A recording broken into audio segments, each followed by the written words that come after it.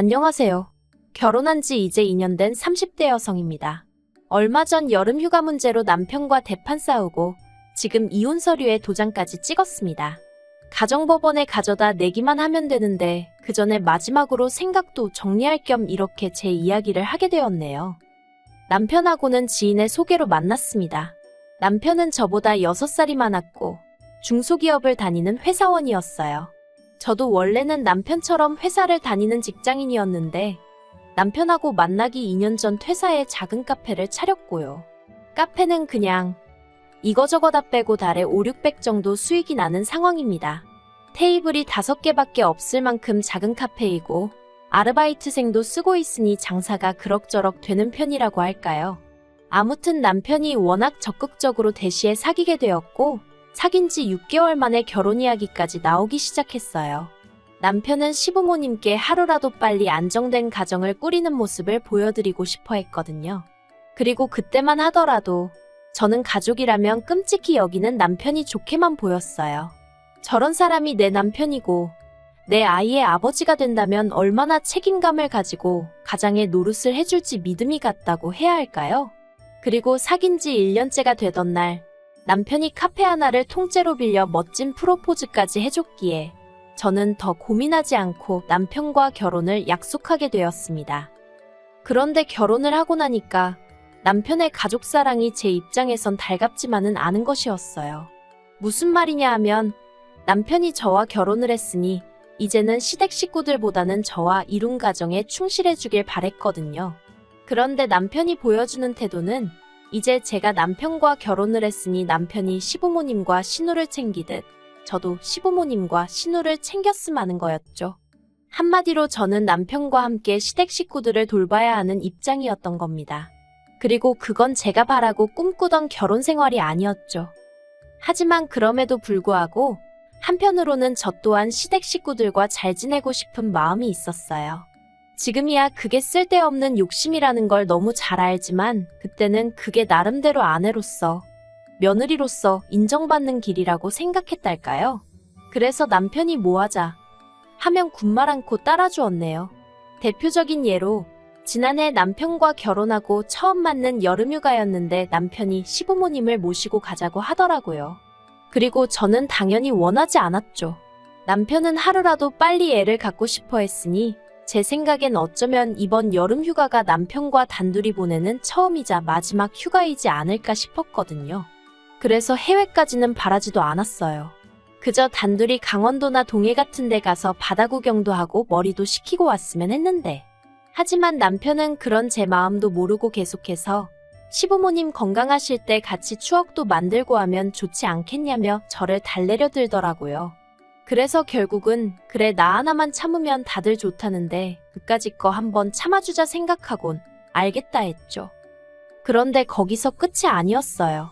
원래는 호텔방 2개를 잡아서 저희 부부가 하나 쓰고 시부모님은 시부모님대로 쓰시게 하려고 했거든요. 신혼이니까 그래도 둘만의 로맨틱한 시간이 있었음에서요. 그런데 저희가 시부모님하고 휴가를 가기로 했다니까 신우까지 자기도 같이 가고 싶다는 거예요.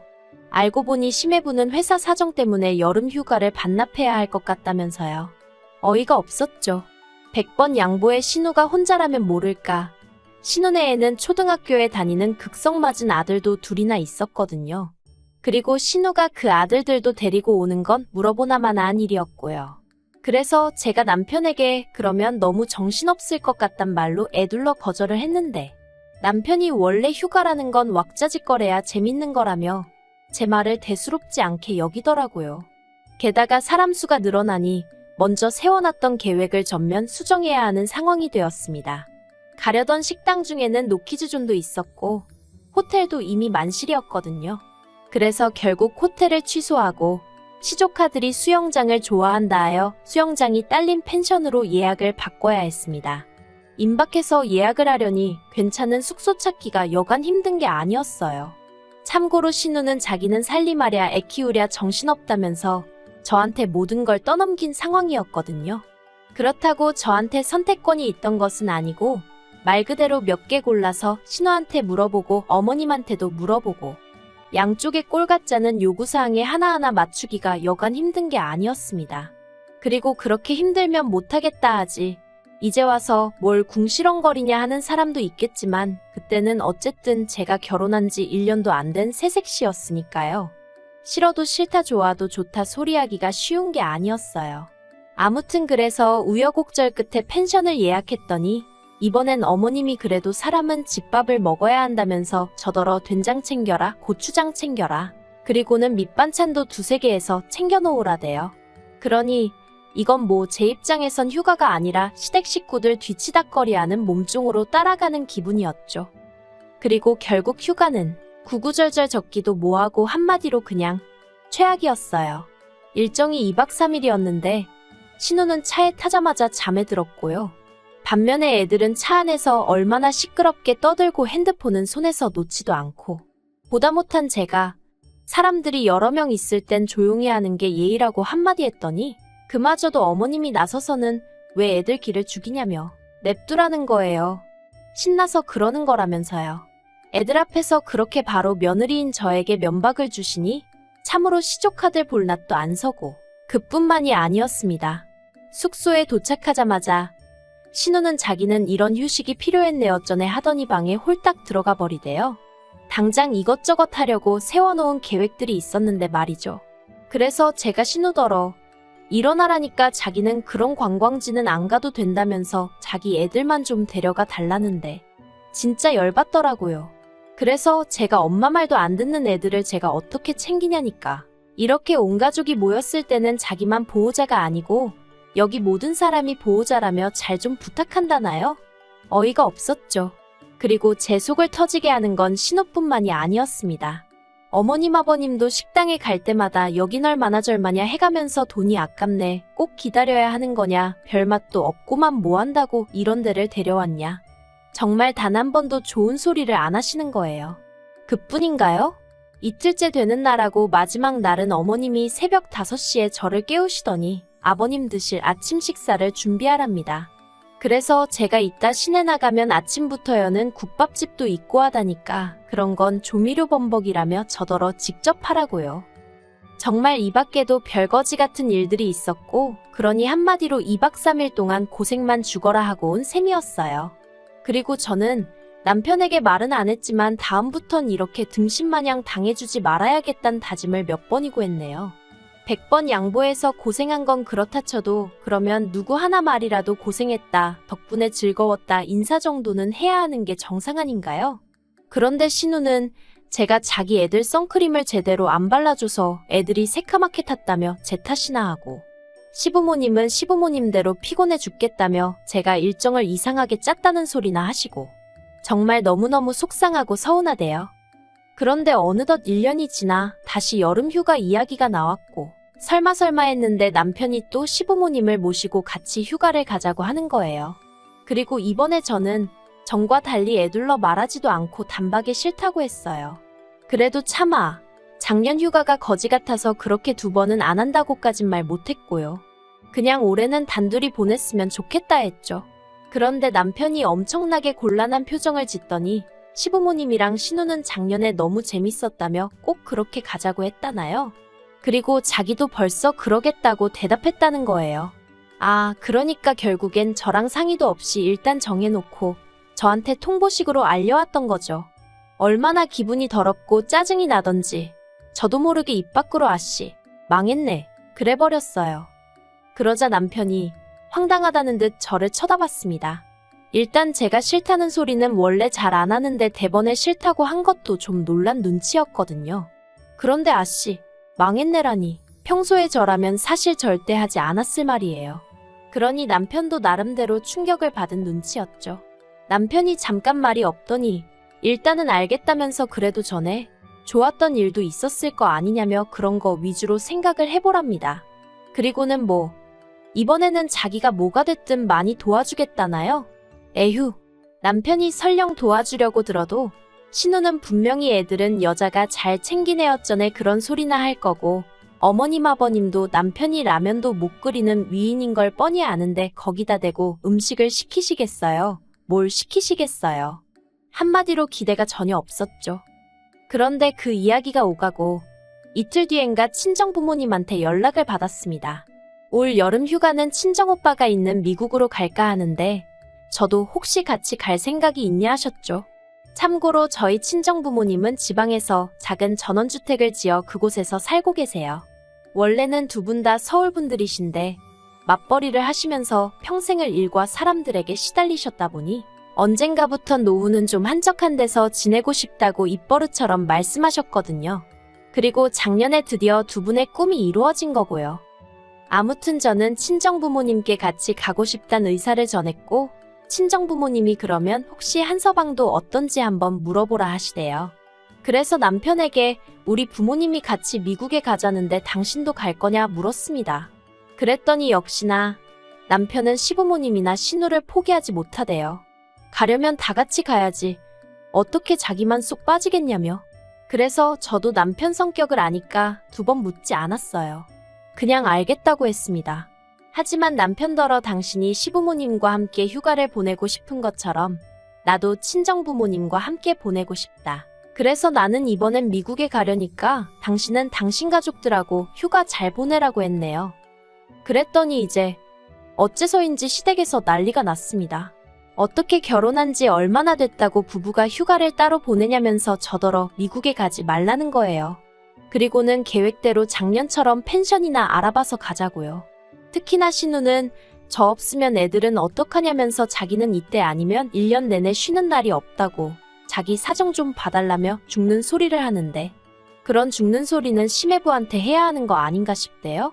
막말로 시매부랑 좋아서 애 낳았지. 저 좋으라고 낳은 것도 아닌데 키우느라 힘들다 어쩌다 쉬고 싶다 그런 소리를 왜 저한테 하냐는 거였죠. 그리고 저도 카페문 일주일에 겨우 하루 닫아요. 그렇지만 어디 가서 힘들다 소리 안 합니다. 왜냐고요? 제가 남 좋은 일 시키려고 카페 하는 거 아니고 저 좋자고 하는 일이잖아요. 그러니 힘들고 괴로워도 그건 제가 감당해야 할 목 아니겠어요? 그래서 신우더러 아가씨 말대로면 나는 휴가를 가서도 시조카드라고 씨름을 해야 한다는 소린데 내가 한 번 해봤으면 됐지 뭐 한다고 그 짓을 또 하겠냐고 결국 대놓고 말해버렸어요. 작년에 너무 힘들었어서 두 번 다시 그렇게 하기 싫다고요.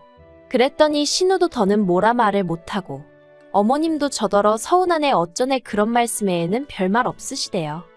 그런데 그렇게 출국까지 단 며칠만을 남겨두고 있던 시점에 또다시 남편이 생각지도 못한 소리를 꺼냈습니다. 한다는 소리가 제가 친정부모님이랑 미국에 가 있는 동안 시부모님이랑 신우네 애들을 데리고 저희 친정에서 휴가를 보내면 안 되겠냐고 물었거든요. 그리고 저는 처음엔 제가 진짜 뭘 잘못 들은 줄 알았어요. 아니 세상에 어떤 미친 인간이 처갓집에서 시댁 식구들하고 휴가를 보내겠다는 생각을 하냐고요. 그래서 오죽하면 제가 남편에게 누구랑 어디서 언제 뭘 한다고 하며 다시 물었다니까요. 그랬더니 남편이 다 들었으면서 왜 그러냐며 자기가 알아보니까 펜션도 너무 비싸고 그런데 펜션하고 처갓집 분위기하고 비슷한 것 같아서 한번 해본 소리라나요. 그래서 제가 어디 가서 행여 그런 소리 하지 말라고 미쳤다는 소리나 듣는다고 뭐라고 했어요. 그리고 그때는 정말 남편이 그냥 한번 해본 소린 줄 알고 더는 뭐라고 따지지 않았고요. 그런데 미국 공항에 도착해서 친정부모님과 함께 오빠 차를 기다리며 핸드폰을 보다가 어처구니 없는 사진을 발견했습니다.